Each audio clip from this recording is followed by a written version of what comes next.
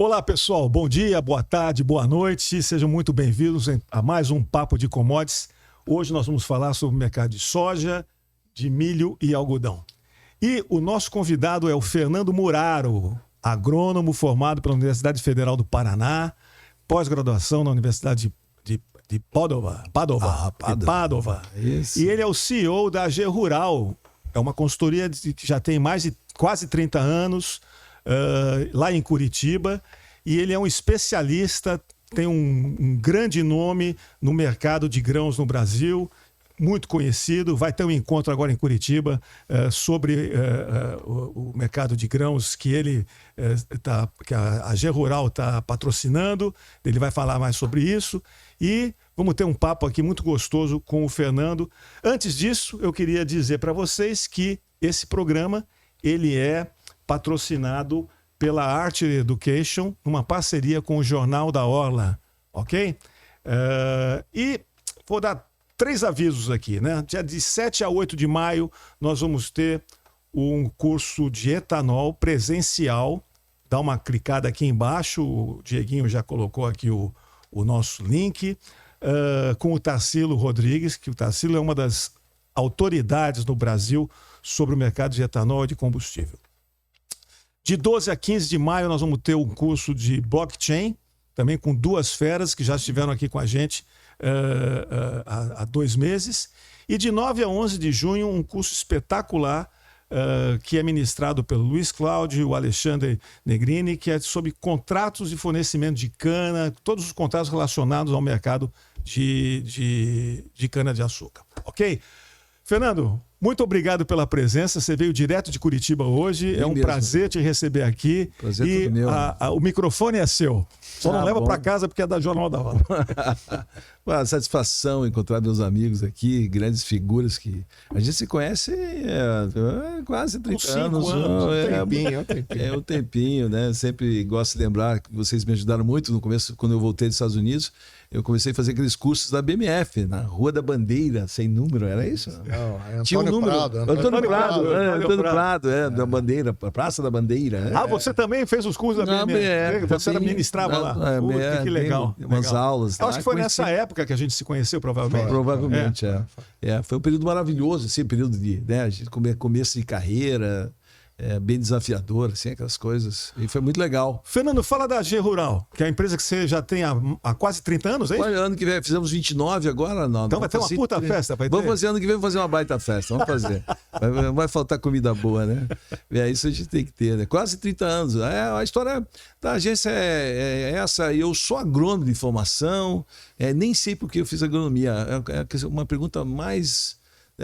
Por quê? O que você teria feito no lugar? Eu teria feito arquitetura. Cheguei a fazer arquitetura, cheguei a fazer direito. Esse é um péssimo. Porra, o que é isso? Um péssimo advogado. Se você fosse um adolescente, você dizer, tem TDAH, ele não sabe o que ele quer. Exatamente. Mas, para ser agrônomo, você tem que ter. Meu pai tem que ter uma história com a agricultura. Meu pai tinha 2 metros por metro quadrados, que era o jardim lá de casa, né? Então, foi assim. Eu queria ser músico. Teu pai foi jogador de futebol? O meu pai foi jogador de futebol, um bom jogador de futebol. Jogou no Bangu, não foi? Isso mesmo. Jogou no Bangu e jogou contra o Pelé também. Exatamente.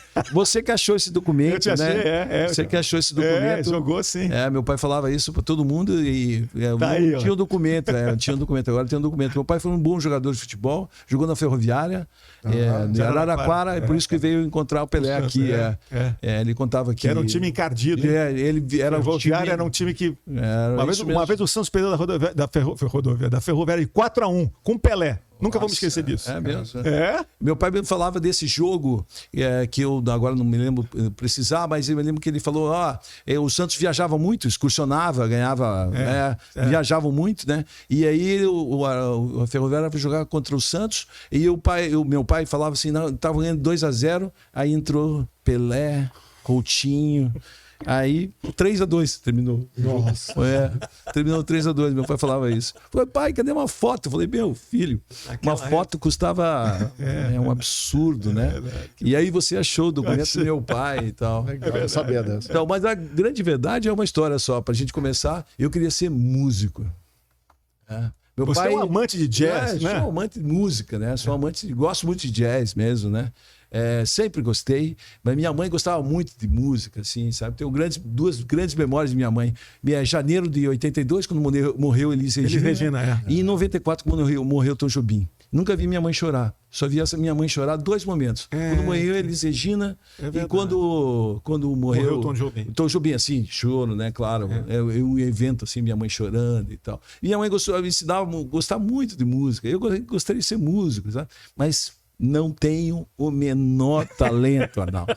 Não tenho mesmo. Quando é para tocar, eu gostava de piano, gostava de Tom Jobim, tinha uma fascinação por Tom Jobim na década de 80, assim.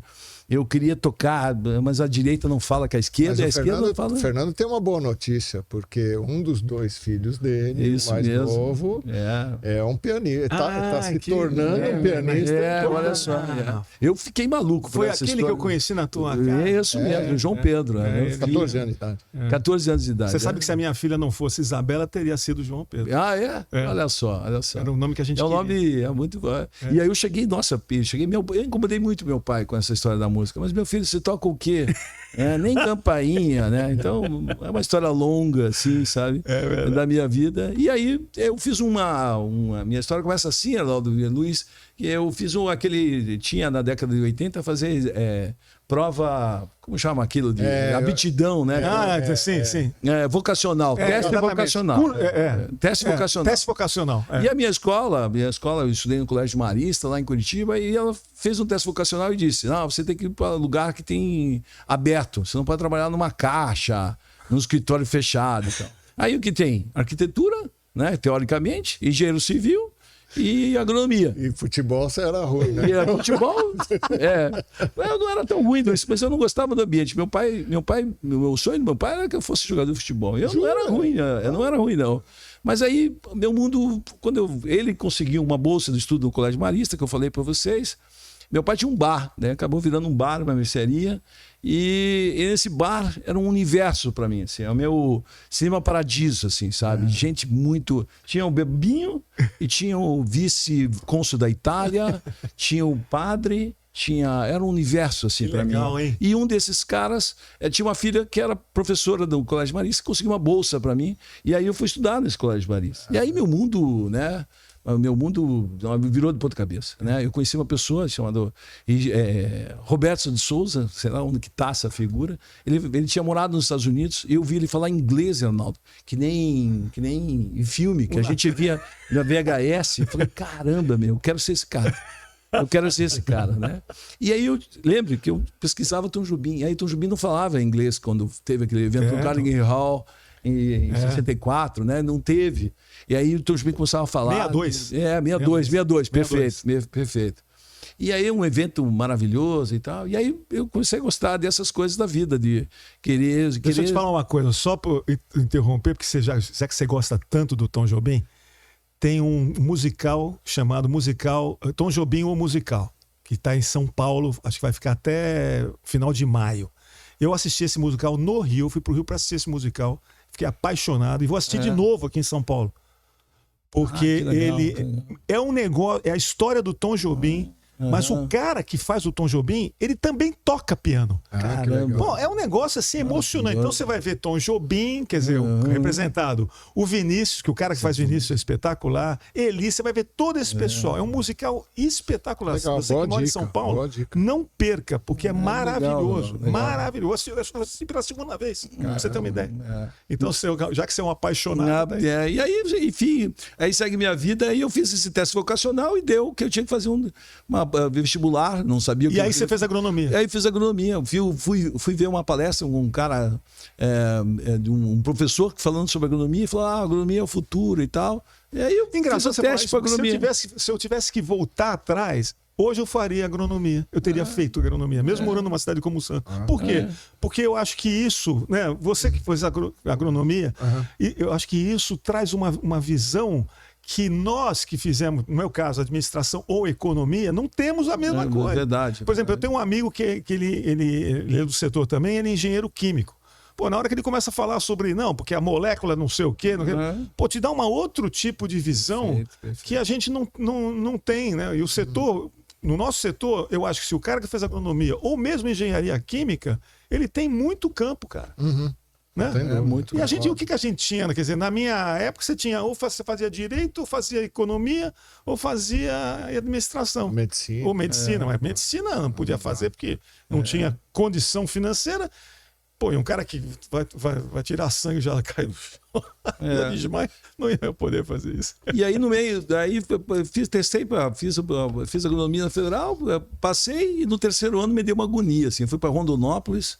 Fui trabalhar de agrônomo mesmo, né? Porque eu tinha que saber se eu tinha perfil, né? Mas você se formou, então? Eu me formei em agronomia. Mas no terceiro ano, acontece um episódio assim, histórico na minha vida também. Eu fui trabalhar na SM2 em Rondonópolis, Itiquira, Mato Grosso, perto de Rondonópolis, um pouquinho ao sul. Era uma unidade de beneficiamento de sementes da MAGE. Que eu nem sabia quem era a MAGE, nem tão pouco quem era. Em 1988, Luiz. Caraca. 1988. 89. Primeiro Rock in Rio, 88, 89, foi isso mesmo. Nina Hagen passava lá. Nina Hagen, 1988. Não, peraí, o primeiro Rock in Rio foi em 85. Então o segundo. Foi o segundo, então, 88. Nina Hagen, meu Deus. Nunca sumiu, né? Quem tem menos de 40 anos entra aí no Google. Exatamente. Mas Rondonópolis estava começando, né? Isso mesmo. Assim, a soja, né? Tudo estrada asfaltada, duas vezes. Um espetáculo, né? E eu fui trabalhar. A fazenda era tão grande que tinha um mapa, né? Na caminhonete, na Toyota. Tinha uma Toyota, tinha um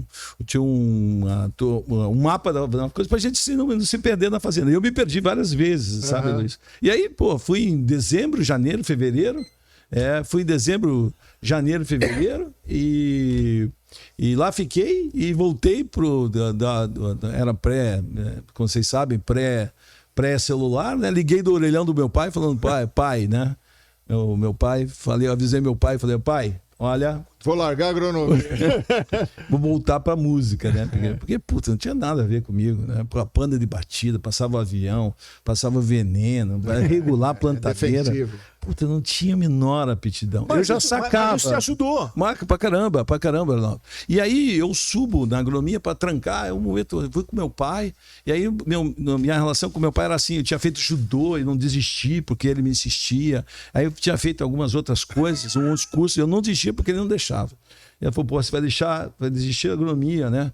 E meu pai tinha uma mercearia, era uma coisa simples, assim. E na época abriu o Carrefour em Curitiba e tal. Você estava na Federal do Paraná. Federal do Paraná, que é gratuito, né? Universidade. Aí ele falou, filho, eu preciso que você pense um pouco mais, porque talvez eu não consiga te dar uma sequência e tal. Foi um papo muito legal que eu tive com meu pai.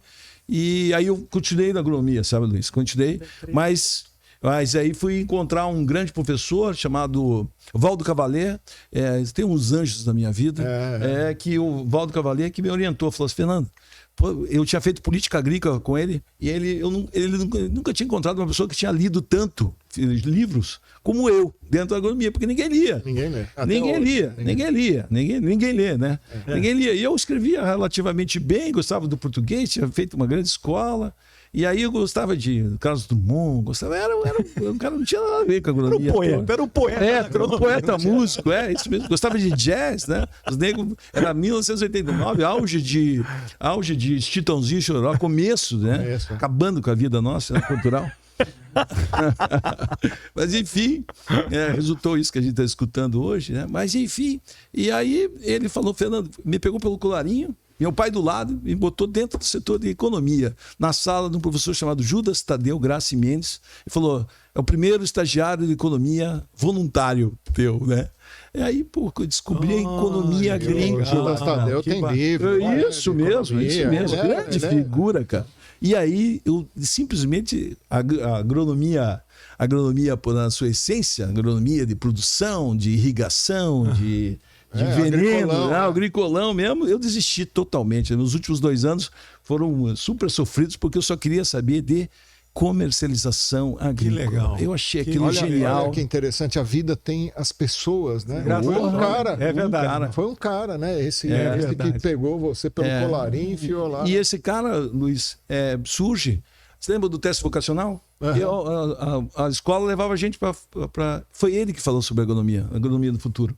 Chama-se Valdo Cavalier. Hoje é professor, eu acho que ele é... Pô, quando você encontra esse cara, você penso, exatamente. Tenho mais, agora depois eu vou contar para você, tem mais 2 grandes pessoas na minha vida, três grandes professores, porque é um tempo que a gente tem que respeitar o professor. O professor era a fonte de informação, né? Sem dúvida. Era a fonte de informação, e aí foi essa a minha vida. Aí fiz agronomia, larguei tudo. E me fala, e como é que surgiu a AG Rural? Então, a AG Rural surge porque eu trabalhei numa empresa chamada Etac Mercados, que era uma empresa de análise de mercado. Exatamente, análise de mercado, e eu era estagiário. E lá ligava o jornalista, como é que está o preço da soja, como é que está o preço do trigo, como é que está o preço... E aí eu falei, o preço está X, Y. Aí um dia esse jornalista falou, eu tenho um bar em Curitiba. Você não quer vir tomar uma cerveja aqui? Eu falei, vou lá tomar um bar, chamado Café Curaçao, famosíssimo. Esse jornalista. Existe ainda? Existe? Não existe mais. Mais. Ele chamava-se Johnny Basso, que você conheceu, claro. Luiz. Uma grande figura, um cara de um coração enorme. E aí um dia eu fui tomar uma cerveja com ele, e lá ele falou, e aí... E conversamos e tal, e ele perguntava, daí nos aproximamos, fizemos uma amizade, né? Eu com o dono de bar, música, imagina. O cara gostava de jazz. Gostava de jazz, gostava de música dos anos 70, sabe aqueles CTI, sabe aqueles discos maravilhosos, assim, de coisa. Então foi um cara também muito importante na minha vida. Mas daí nisso surge uma possibilidade de eu ir para a Itália. A PUC Paraná fez um convênio com a Universidade de Pádua, e lá precisava agrônomo, engenheiro civil, e eu testei e passei, né? Para alegria do meu avô, que meu avô era um italianão. Eu sou de Santa Felicidade, lá em Curitiba tem um bairro famoso. Em Curitiba de Santa Felicidade, os Muraros são de lá e tal. E meu avô, o sonho dele era ter alguém que fosse padre e eu morasse na Itália, né? Eu, padre... Não ia rolar. E aí, um pouco de prática, talvez. Exatamente. Aí fui morar na Itália, fiz pós-graduação em economia, porque eu não tinha background em economia. Eu não sabia quem era Dan Smith, quem era Ricardo, quem era os austríacos, os von Mises, né? Aí fui lá estudar. E, Itália, né, meu? Com 27 anos que eu tinha, né? É uma maravilha. Foi um período cultural maravilhoso, entender Giotto, entender os músicos. Eu gostava de agronomia, mas continuava gostando de música também, claro. Né? E aí conheço uma figura que, aí quando eu aplico, quando vou fazer, eu tinha que ter um orientador para pós, né? E aí a minha orientação, eu falei, a mim me piace tanto na música. Em vez de falar do arroz, da soja, do algodão, lá do trigo, né? Que eles tinham muito da Europa, eu falei, a mim me piace tanto na música. O cara era um amante, chama-se Vasco Boato, um outro anjo da minha vida, um fascinado por ópera. Olha. E por música brasileira. Gostava de Tom Jobim também. E aí, aí fizemos uma amizade, participei até de um livro deles, que a minha tese virou até minha tese virou livro dele. Uma figura excepcional que me ajudou tremendamente, né? Mas daí eu volto para o Brasil em 95, aí termino lá, fiquei 1 ano e meio. Aí, e no ano seguinte você monta a AG Rural? Monta a AG Rural. Só que em 95 é o RV. Né? E aí foi um período muito difícil. Fiquei 7 meses desempregado. O RV, para quem não lembra, foi quando se tentou e conseguiu, com o Plano Real, controlar a inflação, né? Isso mesmo, não. Foi a criação de uma segunda moeda. Para poder... Uma ideia genial, né? Genial. E aí, só que com taxa de juros muito alta, matou a economia. Eu me lembro que eu escrevia, o preço da soja era R$9, o preço do milho era R$6. Né? Para você ter uma ideia, porque o real valia mais que o dólar no período, né? É verdade. 0,8. Exatamente, começou isso. E essa é a minha história. Aí fiquei desempregado e aí aparece mais um anjo na vida chamado Tony Silva, que era um diretor de commodities da Cotriguaçu, em Cascavel. E lá fui para Cascavel. Ele precisava de um cara para escrever um boletim sobre o mercado. Ele me conhecia da Itac. E esse sujeito, grande Tony, grande figura, me contratou, né? O salário era R$2.500 bruto. Né? Aí eu falei, Tony, eu preciso R$3.000, pelo menos, para viver, né, cara? Ele falou, pede pro diretor aí. Eu falei, 3.000 e começamos uma negociação, terminamos em 2.750. Então, meu primeiro salário foi R$2.750. Mas aí é o mundo da prática, né? Aí esquece von Mises, aí esquece Adam Smith, aí esquece toda a escola de economia e aí vamos para a prática. Né? E aí, compro, vendo, seguro, que eu faço? Mas o importante é que o Fernando tinha, era semanal ou era diário? Diário, Luiz. Era diário, tinha um informativo. Isso Uma mesmo. época que você não tem hoje. Fax. Era fax. Era fax. Era fax. Não tinha internet. Não tinha né? internet. Tava começando a internet. Isso mesmo. E aí foi quando a gente se conheceu. Exatamente, Luiz. Que daí vocês ligavam lá da CPE, né? Isso. Ligava pra gente, perguntava de preço, E aí eu tradeava, né? Porque eu tradeava, comprava e vendia, comprava no interior, mandava pro Porto, comprava ou fazia mercado interno. Então, prêmio. Durante 7 anos eu fiquei lá na cooperativa, uma experiência muito maravilhosa. E o Tony, isso é 96, há 4 anos antes, ele tinha feito um curso nos Estados Unidos, um MBA nos Estados Unidos, que a cooperativa tinha bancado ele, e ele começou a falar: Fernando, como é que tá teu inglês? Falar: pô, meu inglês é meio macarrônico, né? Parlo beníssimo inglês, né? E aí, pô, ele falou: então estuda aí, porque você tem jeito pro negócio, vai estudar inglês mais um pouquinho, mais profundo, porque eu quero que você vá para os Estados Unidos. E aí fui para os Estados Unidos em 99, final de 98, fui para 99, fui para os Estados Unidos fazer uma espécie de MBA, assim, MBA. Na época, vocês lembram da década, final do século passado, né? Estão falando de coisas do século passado. E eu fui lá e aí, putz, aí minha vida mudou de ponta cabeça. Aí realmente eu era muito obcecado com o preço. Que lugar que você foi? Fui para Des Moines, Iowa. Des Moines. Bem no coração no coração de tudo. Só né? soja e milho. Soja e milho. milho. E no inverno, só gelo e gelo. Né? Então, só tinha que estudar, né? E aí eu conheci vários professores. Era um curso da La Salle, corretora La Salle, vocês lembram? Claro. Peter Josger. Exatamente. Eles grande amigo. Eles montaram um curso junto com a Universidade de Iowa e precisava gente para trabalhar no mercado agrícola, financeiro agrícola, né? E eles juntavam 20 ou 22 professores. A La Salle era espetacular. Espetacular, grandes figuras mesmo, né? E aí eu, como era uma cooperativa relativamente, trabalhava numa cooperativa era realmente... uma central, né? Ainda existe, né? A La Salle existe ainda. Não, a cooperativa tinha o maior terminal do Paranaguá, tinha um moinho de trigo em Palotina, tem moinho de trigo. E foi uma escola da vida. Cara, né? Chegava um produtor na tua frente, que era Fernando, seguro, vendo, e aí foi aprendendo, compro, né? Ou vendo, né? E aí eu também tinha, porque vinculado à rádio, eu gostava dessas coisas de rádio e tal. Aí eu tinha um programa toda sexta-feira falando de Rádio Colmeia. Vamos lá para Central Contra Iguaçu falar com o analista de mercado, Fernando Muraro.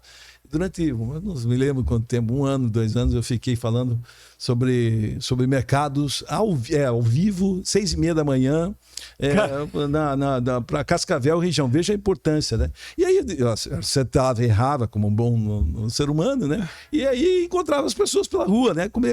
Comecei a tomar noção da minha força. Porque antes dos Estados Unidos isso, né? Ô, Fernando, peraí, deixa eu só interromper, porque você falou de rádio. E como é que o cara eu não quero que você deixe de falar do programa de música que você tinha em Curitiba. Isso vem depois. Luiz.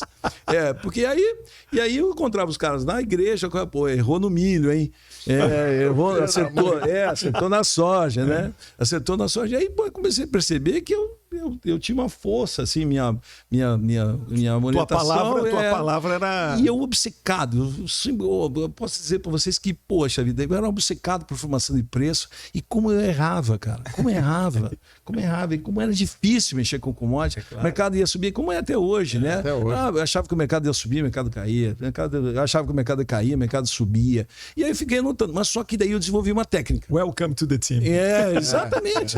Eu desenvolvi uma técnica que os americanos chamavam a atenção, que eu pegava o estoque final norte-americano e tentava, em milhões de bushels, por exemplo, estava 300 milhões de bushels, eu multiplicava eu tinha estudado Fibonacci, 1.618, fazia umas contas assim, para tentar achar onde que ia estar o preço em 30 de março, 30 de abril, que me interessava para os clientes da Contrigosul, as cooperativas, que eram essencialmente, e para mim dar uma orientação para os caras. Né? E de vez em quando, claro, acertava, e de vez em quando errava muito, claro, mas acertava. Quando acertava, nossa senhora, era uma coisa coisa absurda. E os diretores começaram a me olhar e falaram assim, porra, você gosta mesmo disso? Eu falei, meu, era a minha vida. Era a minha vida. Toda a minha paixão por música acabou virando para análise de mercado, especialmente soja. E vocês têm na Age Rural um serviço desse que vocês... Isso, exatamente, essa ferramenta. E aí, quando eu vou para os Estados Unidos, eu encontro, aí em 99, eu encontro um grande professor que falava sobre fundos de investimento, né? Ninguém falava em CFTC em 1999. Aliás, o relatório começa em 96, entendeu? A CFTC, que você também menciona, é 96. É 96. É 96. De posições? Da situação e ele falava, olha, né, deu uma aula pra gente para analisar os long, os short, os spreads, os commercials. E, pô, que isso aqui formava preço. E ele tinha um negócio assim maravilhoso, não? Que ele era consultor de milho, né? Mestre William Fordham, sujeito que, ó, me emociona, cara. E eu falei, professor, terminou a aula, ele mostrava sobre milho, né? E ele mostrava assim, olha, mercado é assim, é tempo, não é preço. Vocês nunca vão acertar preço, é tempo. Olha aqui, ó, tempo da primavera, o mercado faz uma máxima na primavera, uma mínima na primavera. Depois da mínima na primavera, nós vamos para a máxima do verão. Depois da máxima do verão, mínima do verão. Falei, que isso, meu irmão? E a cada trimestre, uma máxima e uma mínima, uma máxima e uma mínima. E desde 1968, demonstrado tecnicamente. Terminou aquela aula dele, eu falei, professor, e soja, my friend? Ele falou assim, soja não funciona. Você está brincando comigo? Você está brincando. Funciona em soja. Funciona em milho. Funciona em milho, mas não funciona em soja. Eu falei, não acredito. Mas quer tentar? Eu te dou o modelo, você vai tentando lá, meu amigo. Né? Eu falei, depois de terminado, a minha vida é essa aí, preço de milho. Descobri tempo. Em vez de falar de preço, comecei a falar de tempo, Arnaldo. Não era preço, porque preço ninguém soubesse que preço... Não estava aqui agora. Exatamente. Para comprar para vender. Exatamente. Mas... tempo, cara, tempo. E aí eu mergulhei na vida dele, fizemos uma amizade absurda. Ele é um sujeito extremamente religioso, extremamente religioso e não gostava de música. Eu aprendi a gostar um pouquinho mais de religião e ele aprendeu a amar a música, né? Porque veio mais de 200 CDs para ele na vida, né? Ele começou a gostar de João Donato, ensinei ele a gostar de João Donato. E ele tinha uma família numerosa, assim, que me acolheram muito e ele me apresentou um modelo, Arnaldo, que eu demorei exatamente 11 anos para desenvolver para soja. E aí isso é que 2000... é o que você hoje... Exatamente. É isso que hoje é o meu ganha-pão, né? Desde 2011 eu tenho um modelo que todo trimestre tem uma máxima e tem uma mínima. Toda uma máxima e tem uma mínima. Na região, né, do tempo, nessa região. Né? Por exemplo, hoje nós estamos aí no mês de abril, com o episódio do Trump, nós tivemos a mínima do outono para mim, né? Que é a mínima da primavera para os americanos. E daqui a gente vai para a máxima do verão. E assim vai. Depois da máxima do verão, a mínima do verão. Mas qual que é a máxima? Qual que é a mínima? A gente não sabe. Sim. Mas daí você faz uma média e vai descobrindo. E as interlocuções, historicamente, desde 1968, eu tenho uma história que quando faz duas mínimas, a gente vai para uma máxima. Quando faz duas máximas, a gente vem para uma mínima. Isso tudo gerado pelos fundos de investimento. É sensacional, é espetacular. Que legal, hein? E aí... Quer dizer, o cara que assina o teu negócio lá, ele recebe isso... Isso, recebe essa informação. Com que periodicidade? Então, no início de cada trimestre. É um trimestre diferente, porque daí isso que... Eu demorei 11 anos, claro que foi outras coisas, mas eu não fazia só isso, não podia viver disso. Eu fui desenvolvendo, junto com um cidadão maravilhoso também da PUC São Paulo, aqui em Perdizes, que me ajudou a desenvolver o modelo, porque era um modelo em Fortran, até traduzir para Excel, demorei 2 anos, precisava uma grana, não tinha tanto, então foi bem sofrido assim. Mas hoje, e aí o cara recebe... com Python e inteligência artificial... Exatamente, Arnaldo. Que pena que... E ele fazia tudo na mão. Que coisa, hein? E ele fazia tudo na mão. Era uma coisa absurda, né? Bom, a gente tá só no começo desse negócio, né? Você vê, eu tava vendo um vídeo outro dia, né, sobre inteligência artificial de um cara falando, pelo amor de Deus. Olha, nós não estamos na ponta do iceberg. É isso mesmo. É isso mesmo. É inacreditável. O que isso vai trazer? Porque você mas isso vai perder emprego. Não, ao contrário, isso vai aumentar a produtividade. Exatamente. Você vai aumentar para quem já está preparado, né? Porque para quem já está preparado. Quem não está preparado, sim. Esse vai gerar uma... Ô, Fernando, fala um pouquinho de mercado de soja, vamos lá, milho, algodão. Não, peraí, agora você vai ter que falar do bar que você falou aí, pô. Do bar não, do programa. Do programa, só pra terminar. Isso é... Essa é minha vida. Luiz, essa é a minha vida. Essa é a sua vida, lembra disso? E aí, lembra do Johnny, meu amigo? A gente fundou a agência para prestar o serviço para a Gazeta do Povo, que é o jornal lá de Curitiba, do Paraná, muito importante e tal.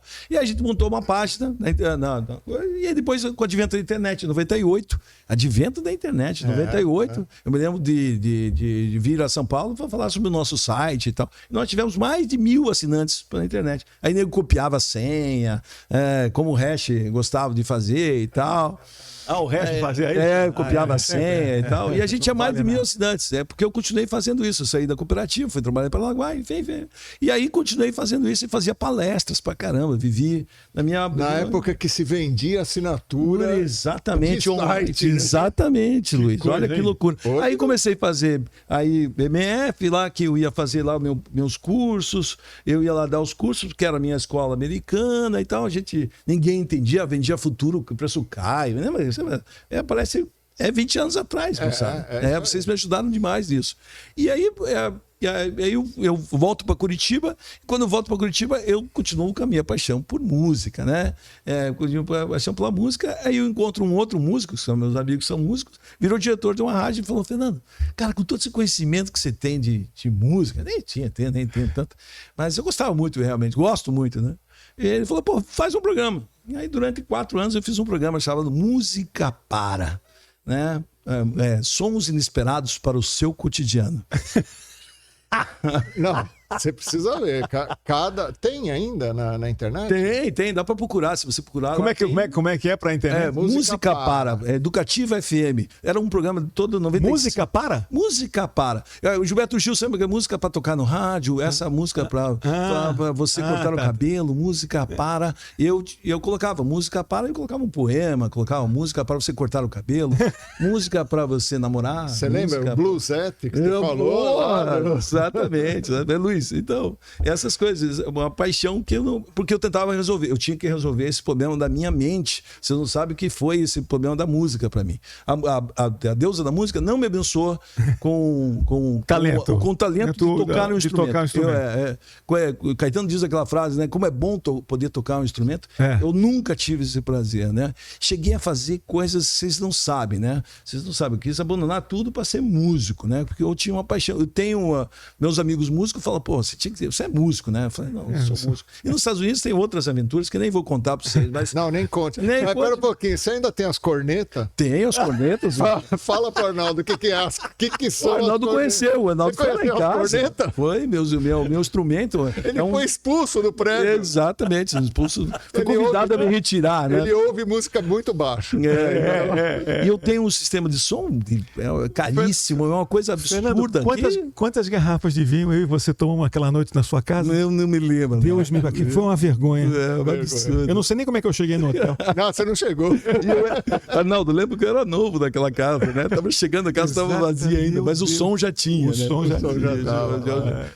Agora os caras já me conhecem também nessa casa e tal. Então a vida. Aí eu cheguei, para você, só uma última história da música, eu cheguei a fazer regressão.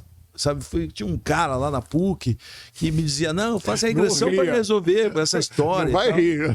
Porra. E você foi o quê na outra encarnação? Pois é. Eu falei: eu preciso resolver isso, né, cara? Eu preciso resolver isso, cara. E aí o cara, voltamos, né? Voltei da regressão, tal da regressão, não senti nada, aconteceu nada. Ele falou: bicho, não posso te ajudar nada, cara. Não tem nada no teu passado. Falei: porra, né? Mas aí ele me fez um relatório e falou assim: olha só que interessante, tem esse relatório até hoje. Ele falou: quem sabe na próxima geração as coisas acontecem para você. E aí surge meu filho João Pedro, cara. Surge meu filho João Pedro. E ele escreveu no relatório que a minha próxima geração ia resolver os problemas meus. E meu filho é talentosíssimo do piano, é um as do piano. Olha que coisa sensacional. É uma bênção para mim. Meu filho... Vamos ver se a gente consegue na semana lá. Vamos ver. Eu, Arnaldo, pra você ter ideia, eu mandei um vídeo, não para ele, né, do YouTube, para o filho dele, da Hiromi Uehara, que é uma pianista de jazz maravilhosa, uma japonesa. Pesquisa assim. Aí, Hiromi Uehara.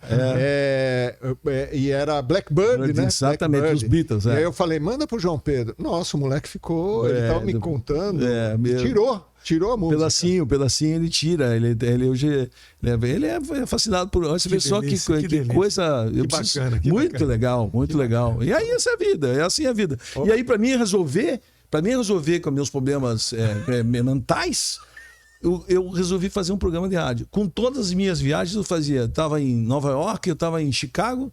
Com o meu celular, eu gravava um programa e mandava pro cara e falava, escolhe aí, 7 músicas, essa música, faz o programa, pum. Com a tecnologia, dava para fazer com o iPhone, a partir de 2008, eu comecei a fazer programas, em Sinop, eu fazia um programa de rádio para resolver a minha vida. E resolveu, sabe? Ajudou pra caramba, assim. Durante 4 anos eu fiz. Daí, agora, a partir de 2016, aí 2018, eu não tinha mais condição física nem mental.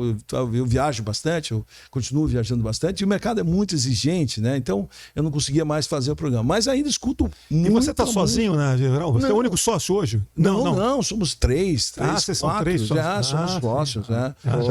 Ô, Fernando, uma vez eu participei numa das empresas que eu trabalhei, participei numa reunião colegiada, um monte de gente, aí tinha um cara apresentando e falando e tal, não sei o quê. Aí um outro sujeito falou assim, não, legal, tudo bem, mas me fala o seguinte, eu compro ou eu vendo? Eu queria saber, na soja, o que você acha? Como é que está o preço? O que você está achando dessa soja com Trump? Legal, Luiz. Vamos lá falar um pouquinho de mercado agora, então, depois de toda essa história. É o seguinte, para mim, olha, então, o que eu olho muito oferta e demanda, eu olho produção, eu olho consumo, eu olho China, eu olho tudo isso. Mas a resposta que eu preciso dar para o cliente que está lá, vendendo soja, milha, eu seguro, eu vendo, eu preciso dar uma resposta para ele, né? E a resposta é essa. Então, se vocês olharem todos os mercados, dentro da financiarização do mercado, o episódio do Trump, o tarifaço do Trump, foi uma mínima muito importante, Luiz. Eu acho que foi a mínima desse trimestre, desse segundo trimestre, abril, maio e junho, né? Apesar que o meu trimestre é um pouquinho mais, mas fica aí como um recado. A mínima a SP500 fez mínima dia 7 de abril. Petróleo fez mínima dia 12 de abril. Milho, em Chicago, fez mínima dia 28 de março. Soja, mínima 7 de abril. Então, quando as commodities vibram iguais, algodão fez mínima dia 7 de abril. Café não. Açúcar não. Também não me lembro. Mas, não, açúcar está fazendo a mínima hoje. Tá fazendo? Assim, caiu. Mas é outro assunto. Isso é outro assunto. Mas as commodities agrícolas, especialmente, assim, as commodities agrícolas, né, de soja, milho e trigo e algodão também, elas vibram dentro de uma certa faixa que eu chamo de que é isso que interessa, Luiz, sabe? E elas vibraram dentro da caixinha trimestral. Então eu acho que em dólares a mínima da soja foi feita no início de abril. Agora no mês de maio eu acho que as commodities vão subir. Eu acho que as commodities vão subir e o câmbio vai cair, portanto, né? Eu acho que as commodities vão subir. E aí, é interessante que as projeções mostram talvez a semana do dia 19, quem sabe a semana do dia 25, por aí que eu acho que a gente vai poder encontrar talvez a máxima da primavera e quem sabe a mínima do câmbio no mês de maio. Então é assim que eu penso, né? Olhando para os mercados financeiros, assim que eu olho. Olhando o oferta e demanda também, porque os americanos vão plantar muito menos soja esse ano, 2 milhões de hectares a menos de soja, que significa 7 milhões de toneladas a menos, né? Por quê, Fernando? Porque a situação de preço, os americanos têm seguro de preço, né? E a relação estava muito baixa. Mês de fevereiro, eles têm uma coisa chamada seguro de garantia, que multiplica lá o Luiz que planta soja em Illinois, multiplica a produtividade de 10 anos, o histórico de 10 anos do Luiz Cláudio em Illinois, em Piracicaba de Illinois, vezes o preço médio de fevereiro, durante o mês de fevereiro para a soja de novembro e para a milha de dezembro, dá um preço de garantia. Então, o preço de garantia está muito baixo para a soja. Caiu $1 e para o milho ficou estável. Então a relação está muito favorável para milho. Então os americanos vão plantar muito milho. A gente já sabia desde o ano passado que isso ia acontecer. Então os americanos vão plantar muito milho esse ano, Luiz. Ô, Fernando, qual é a safra do Brasil esse ano? Para milho, soja e algodão, se você tiver. Claro. Então, nós vamos falar aí de algo como para soja, especialmente a safra passada, é uma safra excepcional para o Cerrado, especialmente para o Mato Grosso, que vai colher pela primeira vez 50 milhões de toneladas. Muito boa também para Bahia, para Goiás. E infelizmente, começou a machucar ali sul do Mato Grosso do Sul, oeste do Paraná, algumas regiões do norte do Paraná foram mais afetadas, choveu mais no norte, menos no sul, e o Rio Grande do Sul, que a gente chegou a projetar 22 milhões e meio de toneladas, deve colher abaixo de 15 milhões de toneladas. Então, perdeu 7 milhões de toneladas, pelo terceiro ano em algumas regiões, né? Muito ruim a situação do sul do Brasil, né? Algumas regiões do sul, mas especialmente o Rio Grande do Sul. Faltou chuva para o Rio Grande do Sul. Então, a gente perdeu algo como 7 milhões aqui, recupera 5 lá em cima. Então, a safra brasileira deve ficar entre 167 e 168 milhões de toneladas, abaixo de 170 na nossa opinião, sabe?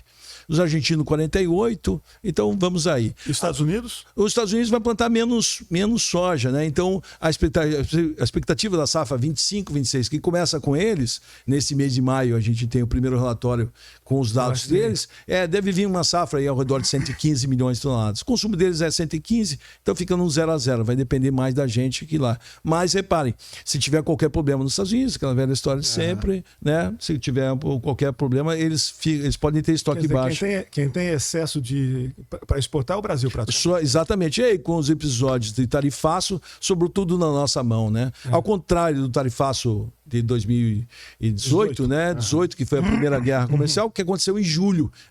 Nós já não tínhamos tanta soja. Esse tarifaço vem na hora certa, né? Precisa, né? Então, veja só, a oferta e demanda vem crescendo absurdamente. A oferta é maior que a demanda. E os preços subindo. E o prêmio deve ter aumentado pra caramba. Aumentou bastante, Luiz, agora retrai, porque muita gente... porque daí subiu Chicago, caiu Chicago, mas subiu o prêmio e subiu o câmbio, né? Que nós fomos no mês de abril, que se encerra, a gente viu o câmbio acima de 6 novamente, né? Então, foi muito bom. Então, a comercialização andou em plena boca de safra. Andou muito bom em plena boca de safra. Então, aí agora os prêmios deram uma recuada também. Mas o cenário é muito positivo, porque os americanos praticamente, os chineses foram muito espertos, eles compraram soja dos Estados Unidos. Quando o Trump tomou o poder, tem um gapzinho assim interessante, que os chineses entraram no mercado comprando muita soja americana. Já sabiam. Já sabiam. Aí nós tivemos todo... eles têm a tensão, né, que a safra... eles não iam mais poder comprar soja dos Estados Unidos, e agora compraram o significativo, né? Compraram muita soja dos Estados Unidos e agora estão comprando muita soja nossa, né? E a comercialização da safra que acabou de ser colhida finalmente, como é que tá? Já tá... O maior avanço foi esse mês de abril, Luiz. A gente vinha relativamente bem, né? Uma comercialização, a gente vinha com 40%, a gente ultrapassou 50% nesse mês de abril. Esse mês de abril. Está muito bem comercializado, foi muito bom. Especialmente a região do norte, que tiveram grandes safras, como eu comentei com você, e a comercialização agora andou bastante, né? Então, um ano... nós estamos falando de preços ao redor de 120 em Mato Grosso, para Bahia, Goiás 120, Mato Grosso 110, 115. Então, é um preço não é um preço tão... Empata, né? Empata, especialmente pro arrendatário, né? Então, é isso que... Agora, Fernando, antes de falar de milho, o que você vê para soja no próximo ano, né? De preço, né? Como é que você está vendo? Que agora o produtor, tudo bem, o produtor ainda está com milho, né, de safrinha para regiões que plantam milho, mas ele já está olhando lá para frente. Exatamente. Né? E os preços de 2026 estão mais altos que os preços de 2025, Luiz.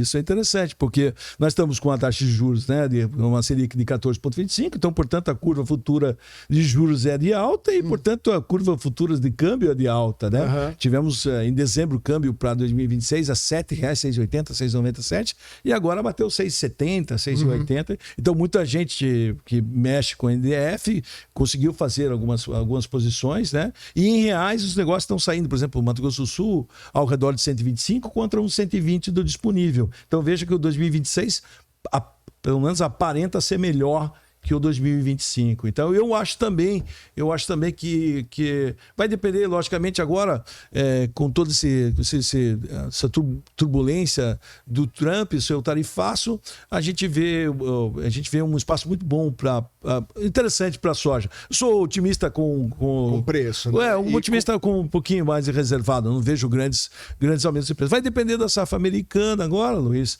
né? Nesse verão americano, mas eu acho que os preços, as commodities vão ter que, o mercado futuro vai ter que adicionar um preço, porque nos últimos 3 anos nós estamos negociando soja, né? As regiões que têm expansão, como Mato Grosso, norte do Mato Grosso, abaixo de $20 a saca, né? Vendemos a 17, a 18, a 19, esse ano raramente pegamos $20.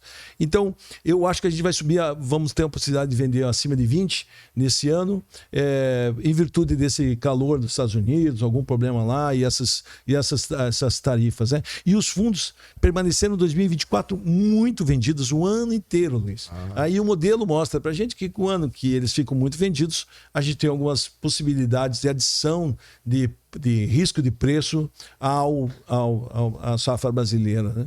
Ô Fernando, e só para encerrar essa parte da soja, em relação a fertilizante, defensivo, semente, você está vendo estabilidade? O que você está achando? Claro que temos os mercados estão se ajustando. A história do Trump mexeu um pouquinho com as tabelas aí. Mas a maior dificuldade, agora falando mais de regiões do Cerrado, que foi essa região que colheu muito bem, todo mundo colheu bem, foi muito bem com o cloreto, com o potássio, e muita gente não comprou fósforo, né? O fósforo não para de subir, né? Os fosfatados não param de subir. Então, a gente vai ter um incremento aí os números ainda estão rolando, né? Mas eu acho que vamos subir uns 3 a 5% de custos para 2026, especialmente por causa do fósforo. Né? E os químicos também vão subir um pouco, porque, como mostrei, né? Como falei, a relação para o ano que vem já está interessante. Então todo mundo já bota um pouquinho de olho aí, já bota um pouquinho de gordura na coisa. Mas não vai sofrer aquele absurdo que foi a queda de 23 para 24, né? A queda de 23 para 24, que aí resultou naquele desastre, né? A gente saiu de R$200 para R$100 a saca, que destruiu quase o agronegócio, porque a gente vinha a R$200 por hora e caímos para... Que é o reflexo dessas regiões. Exatamente, Luiz, exatamente. O R$200 foi uma tragédia para o agronegócio brasileiro, o agronegócio da soja. Foi uma tragédia, porque todo mundo achou que nunca mais ia cair. Né? Mas não é sempre assim? É sempre assim. Não é sempre assim. Você lembra dos $7 por bushel lá? Exato. No final da década de 80? É isso mesmo. É impressionante isso. Você veja o açúcar, o café. O café bateu 430 pontos. Quer dizer, é um absurdo. É um absurdo, muito bom, né? E o açúcar, quando bateu 36 centavos também, o produtor ele sempre acha que os preços sobem indefinidamente. Isso mesmo. Essa aqui é a questão. Agora, deixa eu fazer uma pergunta para você. Pois não. Quer dizer, a soja, o Brasil hoje é o primeiro produtor. Nós somos disparados, né? E no milho? O milho, o Brasil tem uma coisa maravilhosa, vocês sabem, né? Mas não para de aumentar. Agora o Nordeste também está aumentando. É um número interessante que nós não plantamos mais milho verão, porque em outubro nós plantamos soja, não plantamos milho, né? E milho virou um negócio fabuloso. A safrinha virou safrona. Exatamente. Mas o milho verão, Arnaldo, o milho verão esse ano é a melhor cultura da história, porque nós estamos com preço de milho a R$70, R$80. Já teve mais de R$80 onde tem milho verão, porque ninguém mais planta milho verão. O Brasil planta 3,8 milhões de hectares de milho verão. Ninguém mais planta milho verão. E o milho esse ano bateu R$70, R$80. Né?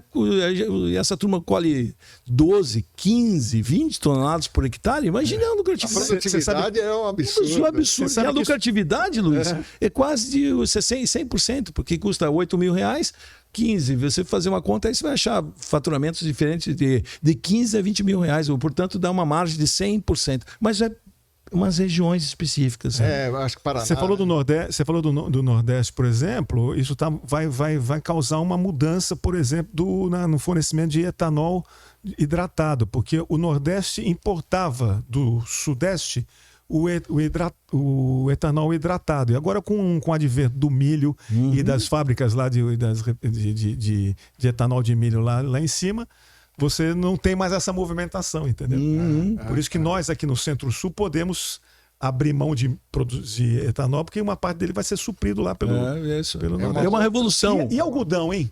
Em algodão. Mas deixa eu falar só um pouquinho de milho, que daí só para terminar o raciocínio, nós estamos indo para uma safrinha que começou toda torta, né? Porque a safra de soja foi tão boa no Centro-Oeste, onde se planta a safrinha, a gente teve uma safra de soja especial que alongou o ciclo. E alongou o ciclo, aí a gente teve que plantar um pouquinho de milho fora do período ideal. Mas a chuva...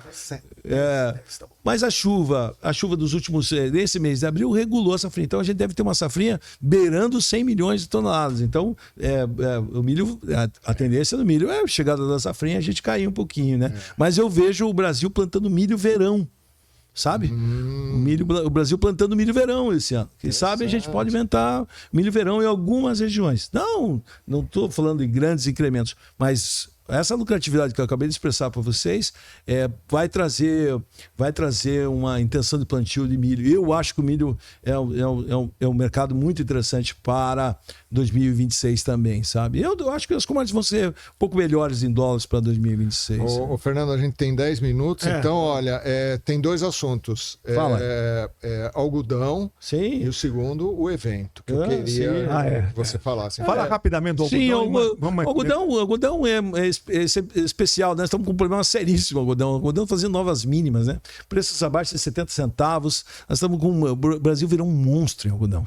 Virou, né? Coisa inacreditável. Inacreditável. O Brasil esse cerrado é uma coisa. Não provoca. Coisa inacreditável. Exatamente. Se a pessoa, se a gente tivesse um governo bom? Nossa Senhora, né? Bom, isso. Governo bom e logística são coisas que a gente fala há 30 anos e nunca se resolveu, né? Então, quantos seminários a gente fala sobre a logística do Brasil? Lembra? Eu tenho o título, eu tenho gravado lá as coisas. Pelo amor de Deus, não avançamos nada. Avançamos muito pouco, né? Quando tem ferrogrão, não podemos avançar porque tem um passarinho da cor de violeta, né? Nós somos trágicos com isso. Aqui tinha, como é que era? Era um desses crustáceos. Não pode ter um crustáceo exatamente. Então, e aí a gente toma conta do mercado do algodão e não tem muita alternativa para o verão, sabe, Luiz? Então, portanto, o algodão é a commodity mais difícil de 2025, 2026, na minha opinião. O algodão está muito pressionado, o algodão vem muito pressionado mesmo. E o Brasil é o primeiro. É uma cultura cara. Exato. 60% do custo do algodão é fertilizante. Exatamente. E é uma cultura de 6 meses, é uma cultura de exigência mesmo. Mas nós somos fenomenais. Nós somos fenomenais. É maravilhoso. Fui para a Primavera do Leste, de Cuiabá para lá. Nossa. A estrada, você vê aquilo. Coisa linda que é aquilo. O Brasil é uma potência, né? Nós éramos importadores há pouco tempo, agora somos maiores.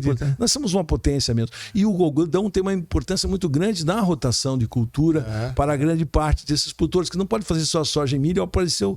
Aprofundou muito a quantidade de doenças. Então o algodão entra num ciclo de... Quebrando, né? Quebrando o ciclo longo e mais de inverno. Exatamente. Né? E ajuda um pouquinho as negociações e tal. Eu acho que dessas 3 culturas que nós estamos abordando aqui hoje, algodão é o mais frágil, colocaria milho, soja e algodão. É isso mesmo. Mas tem algumas coisas interessantes para acontecer ainda. Tem alguns ciclos de algodão para o mês de junho e julho que eu vou mostrar isso para vocês lá no encontro. Eu vou mostrar para vocês. Eu tenho um ciclo que o Adam Smith usava, que o Ricardo usava, e tem 2025, é super difícil, mas eu acho que é 2025, 2026, o algodão volta a reagir um pouquinho, não muita coisa. Agora, Fernando, fala do evento, vai. Então, como que nasceu, segundo... Então, Luiz, durante 20 anos eu fiz esse exemplo não com menos ciência do que os cursos do Arnaldo, que os cursos da Archer, mas há 20 anos eu faço um curso em Curitiba no mês de maio. 20 anos eu fiz. E como é que eu soube só agora o ciclo desse daí? Mas esse é o evento, não é o curso. Era um curso. Era um curso. E aí eu percebi que praticamente eu não rotacionava muitas pessoas. A turma do Cerrado, tanto é que eu fazia esse curso em Brasília, em Mato Grosso, e aí depois eu fiquei mais preguiçoso, fiquei fazendo só em Curitiba. E aí vinha as pessoas, e aí o resultado era: Fernando, o que você está achando da soja? Eles vinham ver o modelo, e aí eu falava: olha, eles eu acho saber isso. O que você achava. Exatamente.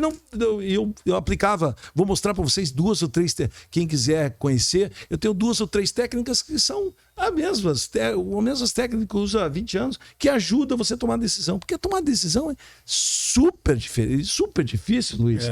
Super difícil. Mas eu tenho 2 ou 3 técnicas, além do modelo dos indicadores mensais e trimestrais, que ajuda bastante. E eu tenho 2 ou 3 técnicas que vocês vão conhecer, que eu ajudo as pessoas a fazer. Mas os caras não fazem. Então eu tenho que fazer para eles. Então, resultava isso. Aí eu percebi que era... né? Eu falei, vamos inovar. No ano passado, eu chamei alguns amigos americanos, e esse ano vamos repetir com o segundo encontro, né? Vai ser um encontro bem mais pujante esse ano, né?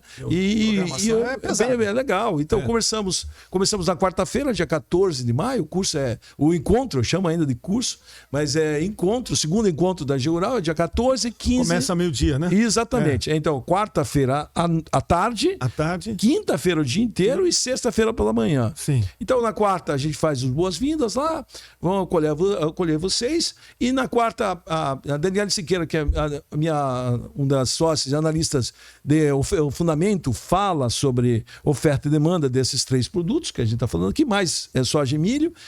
Dá uma geral, que ano passado faltou. A gente já trouxe um chinês ano passado que já entrou com o pé na sola, e aí as pessoas ficaram perdidas. A Daniela é fantástica. Fantástica. E aí a gente vai falar sobre isso. E aí, no segundo momento, eu entro para falar um pouquinho de financiarização do mercado, como olhar o gráfico da CFTC. Na quarta. Isso na quarta-feira, da CFTC. Aí vamos para casa, porque a gente tem que descansar, porque a quinta-feira é bem pesada. A quinta-feira a gente começa com nada mais, nada menos, direto de Nova York. O Tarsilo vai falar um pouquinho para a gente sobre etanol. Esse cenário. De milho, etanol de milho, essa demanda, né? Toda. Como fantástico, que entende essa demanda, né? Exatamente. Interna. Foi sempre fantástico, assim. Aí depois vem a Paulina Lescano, uma argentina que arrasou ano passado, foi uma grande surpresa, explicando todas as loucuras argentinas da história. Ela é fantástica. É muito boa, realmente. Você teve ano passado? Sim. Ela é de oferta e demanda argentina. É muito legal. É muito bom. E aí, depois do almoço, nós temos vai vir presencial, um grande amigo, uma figura que eu conheço há 20 anos. Era amigo do Bill, esse meu professor, e continua sendo meu amigo. Chama-se Mike Tanura, um meteorologista de Illinois, que vai falar sobre o clima, tendências de clima, com esse clima, eu chamo de El Ninho, Laninha e Lanada, né? Então, vamos ter o Lanada aqui agora. Como é que acontece o cenário de Lanada? Ele é muito bom. Vou roubar, hein? Muito bom, pode roubar. El Ninho, melhor que falar neutro. Neutro? Lanada. É boa, né, Ronaldo? Então eu chamo de Lanada. E que é o que vai ter esse ano? Vai ser Lanada. Já acabou a Laninha, vai ser um Lanada, né? E depois você, Luiz Cláudio, aparece lá para falar um pouquinho da gente de crédito, situação de crédito, financiamento. Vai aparecer logo depois do Mike Tanura. Aguardamos sua presença. E logo em seguida, depois de você vem o Lin Tan, que é o nosso amigo chinês. Era para ser presencial, mas infelizmente a mulher dele não está tão bem. E aí ele vai fazer online, vai falar sobre a China nesse modelo tarifaço aí. Nossa, vai ser vai ser lá no hotel Pestana, em Curitiba. Ali pertinho. Exatamente. Pertinho do meu hotel. Onde você fica, na tua praia ali. E depois disso, a gente vai trazer também, é uma surpresa, uma novidade para mim também, Susan Stroud é o nome dela, uma analista americana presencial, né? O Mike vai estar presencial, 2 americanos, vai dar para gastar um pouquinho em inglês lá. O Mike e a Susan, que é uma analista de commodities, que vai falar sobre biodiesel, sobre a biodiesel nos Estados Unidos, né? Que os americanos estão consumindo cada vez mais, uma coisa que a gente agora está aprendendo, né? Eles já fazem isso com etanol desde 96, e nós estamos começando a fazer agora com eles sobre as histórias de biodiesel. Eles é etanol de milho. Etanol de milho, e vai falar sobre o diesel renovável, essas novas tecnologias associadas ao óleo de soja. Terminamos a quinta-feira e na sexta-feira a gente começa a apresentação, daí temos que falar um pouquinho de macroeconomia, logicamente, e vamos trazer o Alexandre Schwartzman. Né? Opa! Presencial? Presencial. Legal, presencial. E que vai falar de macro pra gente, um pouquinho de política, já estamos aí avizinhando o 2026, é muito legal. Muito bom, gosto dele. E aí quem vai debater será eu e o Luiz Cláudio, vamos colocar uns espetos na barriga dele. Deixa comigo que eu também vou pode fazer umas perguntas. Ele é bom para isso, né? Porque ele responde. Isso mesmo. Ele é muito bom. E aí termina, e aí a segunda parte da sexta-feira é comigo, e daí eu vou mostrar essas 3 ferramentas que eu sempre utilizo. E vai ter um churrasco? Opa, na quinta-feira à noite tem um famoso jantar maravilhoso. Esse jantar Vinho, abro a minha adega, Arnaldo. Abro a minha adega só pra nós, né? Vai vindo o decanter especial. Agora vai vir aqueles vinhos especiais que eu trago. Só faltava ter o filho tocar um pianinho lá. Pois é, mas vai ter uma banda, vai ter um som. Que som que vai ter lá, Fernando? Não, surpresa, Luiz. Dessa vez é surpresa. Fernando, muito obrigado. Olha que pena. Obrigado. Olha, esse podcast é aquele que precisa ouvir de novo, porque só essas suas histórias aí de jazz. Pena que o tempo é muito curto pra gente, mas a gente já estourou aqui. Faz um de música que nós vamos fazer por semana. Nós vamos fazer um de música. O Arnaldo é cantor, né? Não, mas muito legal. Muito obrigado pela tua presença. Sucesso pra você. Obrigado, sei que você não precisa mais. Obrigado. A G Rural é uma referência no mercado de soja e de milho no Brasil. Não dispensa comentários. Sucesso pro seu evento. Estarei lá, se Deus quiser. Luiz Cláudio é um dos palestrantes. Luiz, obrigado também por ter vindo. E Luiz é nosso companheiro de sempre, sócio aqui da Art Education. Fernando, sorte para você. Muito obrigado. Tudo de bom. Obrigado pelo convite, Arnaldo. Obrigado pelo convite. Espero ter elucidado um pouquinho esses mistérios. Daqui de música eu já aprendi bastante. E de os modelos, para quem não conhece, vai lá em Curitiba, vai conhecer o modelo. A gente ajuda muito, sempre pensando em tempo. E nós vamos colocar no LinkedIn aqui o podcast para poder trazer mais gente para ver esse teu evento. Isso aí. Muito obrigado. Obrigado, gente, obrigado mais uma vez pela atenção que vocês nos deram e até o mês que vem com mais um podcast da Art Education, parceria com o Jornal da Vala. Até mais.